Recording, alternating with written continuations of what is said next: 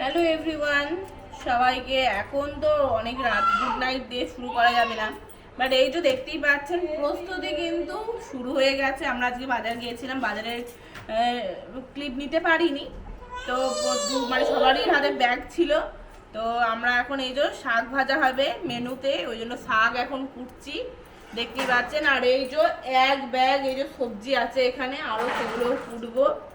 কি কি রান্না হচ্ছে, কিসের প্রস্তুতি, সেগুলো আজকে শেয়ার করবো না, কালকে আপনাদের সাথে শেয়ার করব। দেখতেই পাচ্ছেন এখানে নিয়ে নিয়েছি এই যে 5 রকম ভাজা হবে, তার জন্য করলা, এখানে আছে ঢেঁড়স, আর এই যে সবজির এটা দেখিয়ে দাও, সবজির ব্যাগে আরও সব জিনিসপত্র রাখা আছে। এগুলো সব এখন রাতে আমি বসে বসে কুটবো, কালকে অনেক ভোর ভোর করে উঠবো। আচ্ছা, কাস্টার্ডটা হয়ে গেছে, সবাইকে দেখিয়ে দেবে। কাস্টার্ডটা হয়ে গেছে, কারণ ওটাকে ঠান্ডা ঠান্ডা আর বাসি খেতেই বেশি ভালো লাগে, তো ওই জন্য ওটাকে আগে রেডি করে নিয়েছি। আর আস্তে আস্তে দেখতে থাকুন কি কি হয়।